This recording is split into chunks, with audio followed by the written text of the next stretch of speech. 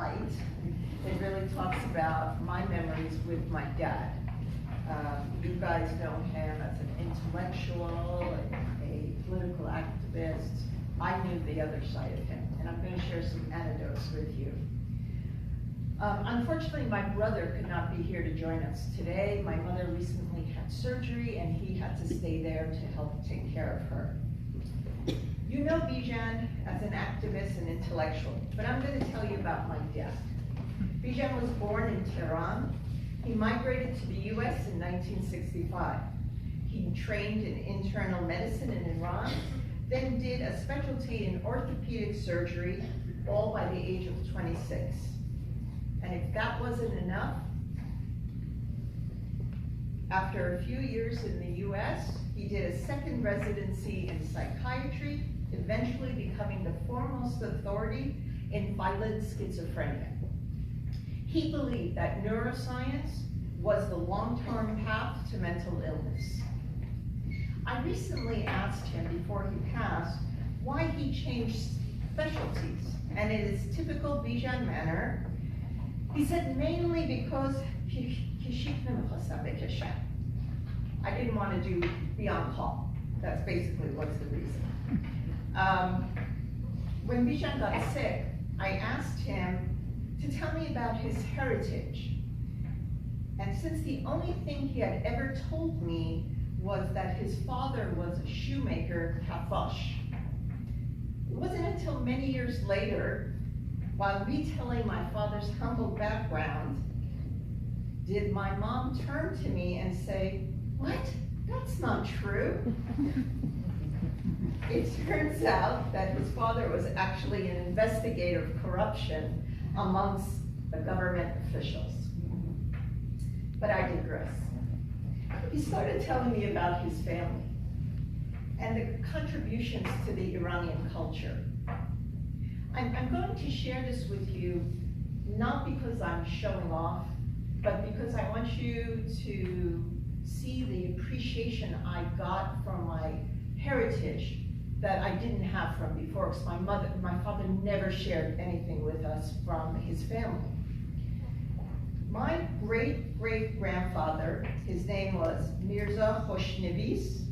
He's a gifted calligrapher and a famous poet. His father's first cousin was Ghulam Mosaheb. He was the father of modern mathematics in Iran, and he co-wrote with his brother the Persian Encyclopedia. As a person stuck between the two worlds, this gave me such a sense of pride of my heritage, and also insight in where he got his intelligence and his passion to positively impact society, whether in Iran or the US. When I was a kid, my dad always spoke to me as if I was an adult. And we used to have deep conversations.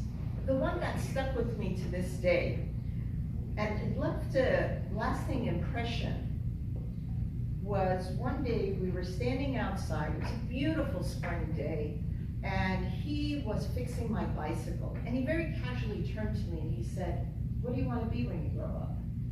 And I gave the typical answer of a young girl of those times: "I want to be a teacher." And then he stopped and he looked at me in a very thoughtful manner, and he said, "Why a teacher?" And I didn't have a response for him. He said, "You could be anything. You could be an astronaut, you could be a doctor, you can be the President of the United States. Don't settle. Strive for more." Well, he was right, of course. I could be anything. That is, except the President of the United States. You see, in the 5th grade, I learned that to be president, you had to be born in this country. He never told me that. I felt truly betrayed. I lost my chance of becoming President of the United States. So this kind of gives you the idea of the confidence he installed in me from as a girl and later as a woman. Growing up, my dad had a unique parenting style. You all know he was unique in every way. His parenting style was also very unique. He didn't believe in curfews. He didn't believe in grounding. He didn't believe in punishment. However, he had a creative way of getting his point across. For example, one year, I got a D in gym. Now, you have to understand, my father was an athlete. He played basketball. He boxed in college. To him, it was just unfathomable for a person to get a bad grade in gym. But when I showed him the report card, he looked at it and he said, okay. And I'm like, wow, I got away with that one.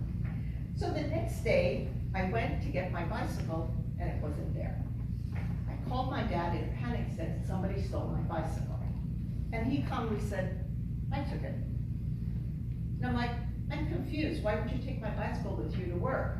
And he said, first of all, this is my bicycle. I paid for it. Just like everybody else, when you go to work, you do a good job, you get paid. You did not do a good job, therefore you're suffering the consequences. Get your grades back up, you can have your bike back. And that's the way he punished. He never punished just for the sake of punishment. There was always a lesson learned there with it. When I graduated from the 6th grade, we were given an autograph book for classmates to sign. Our teacher had put some of these questions in the autograph book for us to fill out.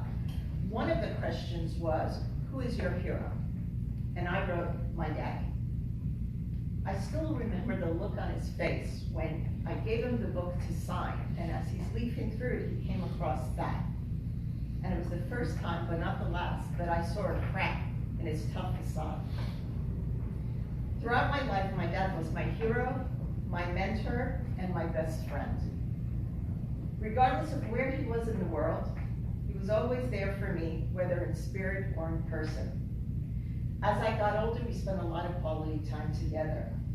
Though we lived on different sides of the US, we made an effort to see each other a few times a year. He would fly out to LA in a moment's notice when I truly needed him. He was the person I called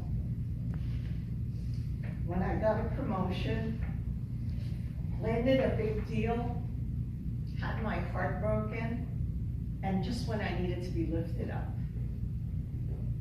I have yet to meet a man that measures up to him, which is probably why I'm still single. Or perhaps it's the fact that he taught me to never depend on someone else for my happiness. However, for the first time in my life, I feel alone. As such, I'm now putting myself out there.